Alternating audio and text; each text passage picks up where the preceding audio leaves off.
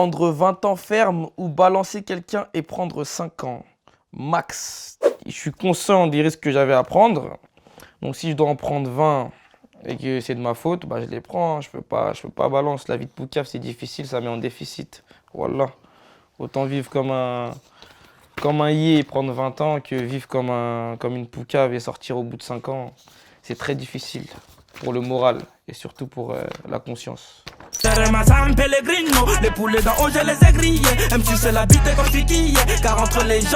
Raconte-nous une de tes anecdotes à l'hôpital.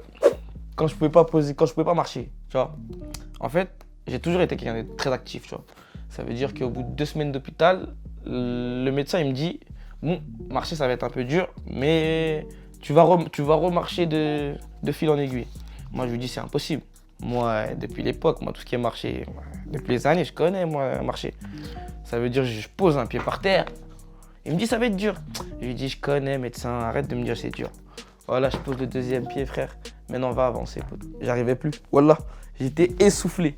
Et ça c'est un souvenir qui me fait me dire aujourd'hui que la vie ça va très très vite. Je suis quelqu'un de très dynamique, tu vois, mais tu peux te retrouver très vite en légumes. Donc faut se lever le matin, c'est pas une habitude, c'est un miracle de Dieu.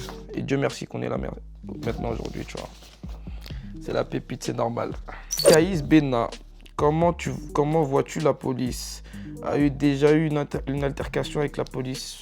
Bon, je vais pas te mentir, je les aime pas, hein. J'aime pas la police. Mais c'est des êtres humains avant tout, donc on se respecte, tu vois. Tant qu'il n'y a pas de mal qui est fait, on se voit de loin, tu vois. Mais après, aussi j'ai déjà eu une altercation avec la police, ouais, j'en ai eu plusieurs même dans ma vie. D'autres me sont retombés dessus, d'autres j'ai réussi à, tu connais, à être là aujourd'hui. Donc ouais, ça sert à rien les altercations avec la police, surtout que c'est eux qui gagnent à la fin et autant pas parler avec ces gens-là, tu vois. Je suis dans mon coin, ils sont dans leur coin. Je les vois pas du tout même. Je les vois comme rien du tout. Et on se côtoie pas. On s'aime pas mais on se respecte, c'est normal. D'où te vient ce style Mahboul? Daoud, c'est ça son blaze. Ce style un peu Mahboul, comme tu le dis mon frère, ce style un peu fou, me vient d'un mélange musical, tu vois, que j'ai connu tout au long de ma vie. Et au début j'avais peur, tu vois, d'opter pour ce style. Au début j'étais plus dans un style basique, un peu comme tout le monde. Tu rappes, tu kicks, t'arrives.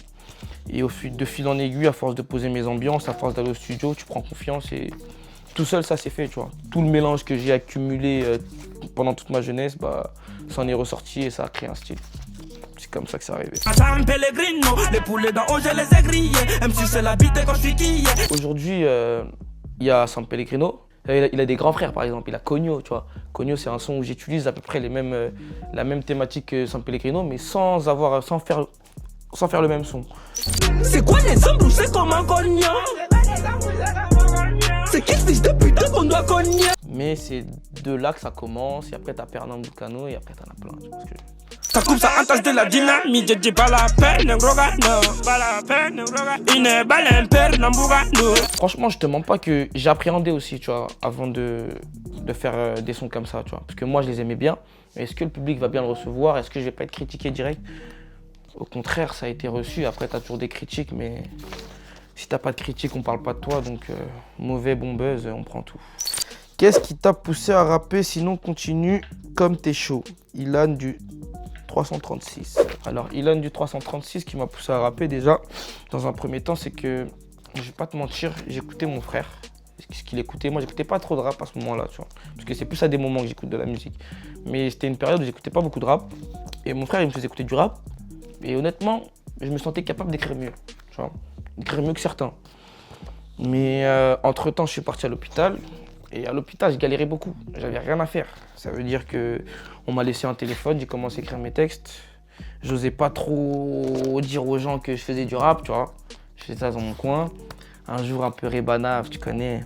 Un peu rébanave, j'ai fait un texte et tout le monde m'a dit « Mais non, c'est trop lourd, mais il faut que tu sortes ce son, il faut que tu fasses du rap, faut que tu... » Au début, tu prends ça pour du chamboulage, tu te dis « Vas-y, qu'est-ce qu'il raconte? Moi, je veux pas rapper, moi. Vas-y, rapper, c'est trop dur. Comment tu as percé? Comment tu as truc ?» Aujourd'hui, me voilà 31 millions de vues plus tard. C'est normal. Listi, San Pellegrino ou Bina? Ah, c'est dur ça. Vas-y, San Pellegrino, il est déjà single d'or. Bina, je veux qu'il le soit aussi, c'est normal. C'est-à-dire Bina. J'ai dit on va pas s'embraser. Bina avant la bête ta mère, n'a dit non, non. Timéo Giffray, à quel âge as-tu commencé à fumer du shit ou des clopes? Déjà, j'ai pas commencé la clope, j'ai jamais commencé la clope et je ne fume pas de clope que très rarement à certaines occasions. Je fume que du shit et j'ai commencé le shit à l'âge de 14 ans, ouais. Voilà, depuis aujourd'hui, c'est dur d'arrêter, c'est pas bon bédave.